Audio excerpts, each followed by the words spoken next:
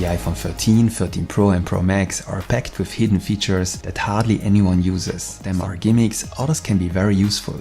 Today I'm going to show you the 20 most useful but rather little known features of your iPhone. Let's start with how you can use iOS faster and more efficiently. When you have an app open, you will find a horizontal line down here. It's obvious that if you swipe up from here, you will close the app. But if you swipe sideways, you can quickly switch between open apps.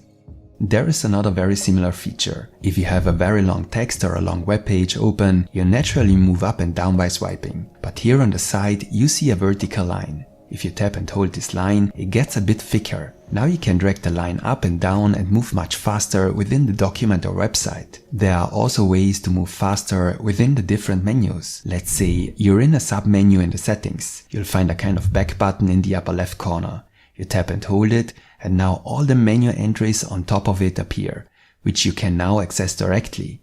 This also works in other apps, such as the Notes app. Actually, there is an undo function and a redo function within iOS. For this we open a text editor and enter a few words. You can undo the input by shaking your iPhone, but this works only partially well. It works better if you swipe to the left with 3 fingers. If you swipe to the right with 3 fingers, the entry is redone.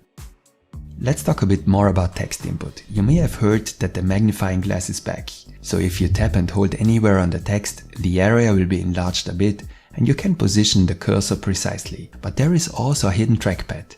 You open the keyboard and tap and hold the spacebar. Now you can swipe over the empty keyboard and move the cursor around freely.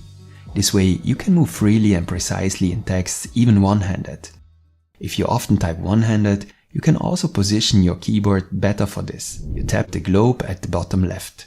Now you see, apart from the possible languages at the bottom, one keyboard with the arrow pointing to the left and one with the arrow pointing to the right. If you are right-handed like me, you choose the keyboard with the arrow pointing to the right, and the keyboard shifts slightly to the right. This way you can reach all the letters and numbers a little better with one hand. If you're at all like me and use your iPhone one-handed a lot, then I have some very cool features for you. As you probably know, your iPhone has a reachability feature. You swipe down on the lower part of the screen, then the app moves down and you can reach all functions with your thumb. For this to always work, it takes some practice. Depending on how you swipe, it doesn't always work. Because this is a bit annoying, I've activated this Assistive touch button. I tap it once and the app moves down. But this button can do much more. I tap it twice and take a screenshot, which is much easier and faster than using the usual 2 side buttons. When I tap and hold it, a menu opens that I can configure to my liking. I can add quite a few functions and gestures here. The possibilities are endless. For example, here I added a button to activate Shazam and music recognition. You activate this Assistive touch button in the settings menu, then accessibility, then touch, and then you will find Assistive touch right at the top. Here you can configure the different actions like single tap, double tap or long press. One of the coolest new features is the drag and drop feature. This works with photos, files, links or even text, and even a mix of these elements. For example, you open a website, tap on the link and drag it slightly upwards. Now you can switch the app as already shown and insert the link into a message, for example. As I said, this also works with files. You select a file in the Files app, drag it slightly up or down. By tapping on other files with your other hand, you can select multiple files at once. You can now move them to another folder or copy them into a message. It is always important that the green plus appears. This indicates that pasting is possible. Also, text can be easily marked and then moved. And it also works with photos. I've already shown that in more detail in my camera tricks video. You can also select multiple apps this way and then move them to a different page of the home screen, for example. And since we are talking about the home screen, you now have several ways to move and organize the pages of your home screen. Tap and hold an empty area. Now tap on the dots at the bottom of the screen. The individual pages of your home screen will appear. You can now move them back and forth or deactivate them, that is hide them. You do that by tapping the check mark. Let's say you need certain apps only during your vacations, then you can hide the corresponding page for the rest of the year. You can also delete the disabled page by tapping the minus. The corresponding apps that were on the deleted page can still be found in the app library. The control center also has hidden features that you wouldn't expect at first glance. If you tap and hold the flashlight icon, you can gradually adjust the brightness of the light. If you tap and hold the timer icon, you can activate a timer in a matter of seconds. Swipe up and down to set the duration. I also added a quick access for Shazam, so you can find out the title of a song through the control center. If you tap and hold the icon, you also get a history of all recognized songs, which can be very useful if you have forgotten certain titles again. You add the music recognition in the settings under Control Center. As you can see, you can add many other features here like an Apple TV remote, dark mode, or even the ability to change the text size. What is meant by text size? Let's add it and then I'll show you.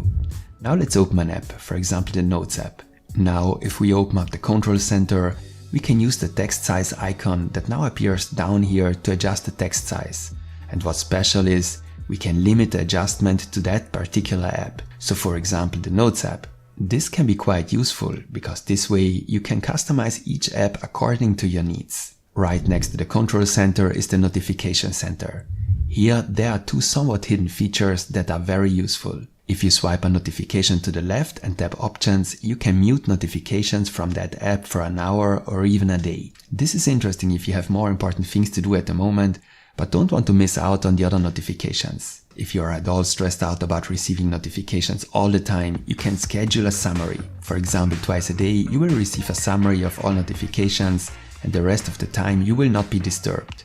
You can specify here exactly which apps should be affected. This is a pretty neat and very useful feature. Let's say there are one or more people you contact very frequently. You now have the option to create a widget for these people. This way a message or a call is just a tap away. To do this, tap and hold the free area on the home screen. Then tap on the plus in the upper left corner. Under Contact, you can now decide if the widget should contain 1, 4 or 6 people. After you have made your choice, you can select the person. And you have much faster access to your favorite contacts. But what if your closest friends and family sometimes get their hands on your iPhone and use it, but shouldn't see certain things? There are several ways to hide or password protect things on the iPhone. For example, you can hide a photo pretty well by opening the photo, tapping on Share and then selecting Hide. The photo will be moved to the hidden album. Normally, you find the hidden album at the bottom of the albums under Utilities. But even that you can hide. You can do this in the settings of the Photos app by deactivating Hidden Album. Now the photo can only be found by real iPhone experts. You can also protect a note very well. You can do this by tapping and holding your important note. Now select Lock Note. Here you can enter a password or protect the note with Face ID. This way the note is only accessible to you.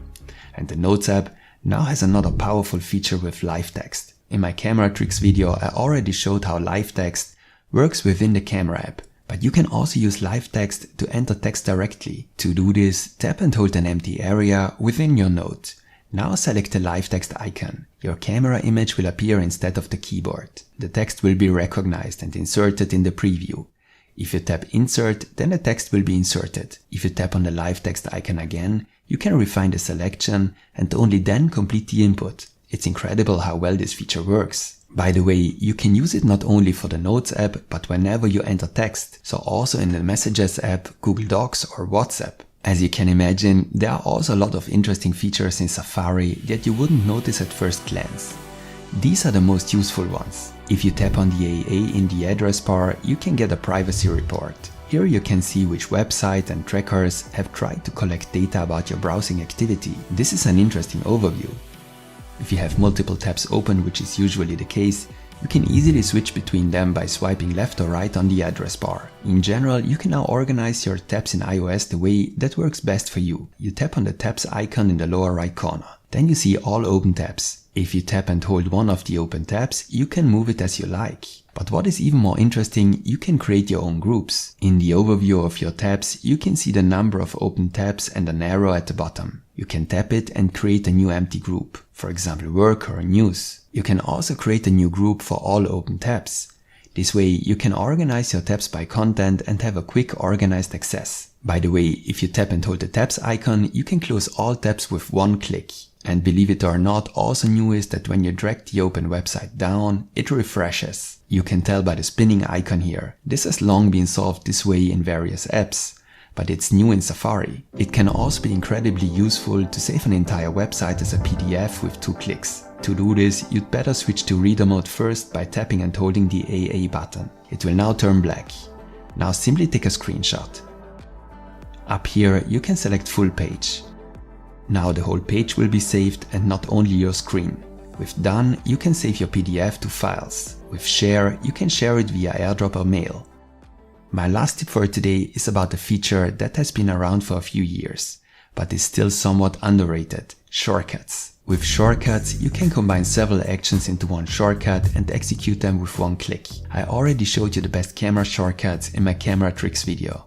You can create your own shortcuts in the Shortcuts app, but there are also predefined shortcuts that you can find in the gallery, like Remind Me at Work, which sets a reminder that only activates when you are close to your office, or Break Timer, which activates a preset timer with a tap so that you can always take breaks of a predefined length. You can also download shortcuts that other users have created, like this one, Amazon Price History. If you are on Amazon and are looking at a product and want to know if the price is really good, go to Share and select Amazon Price History at the bottom.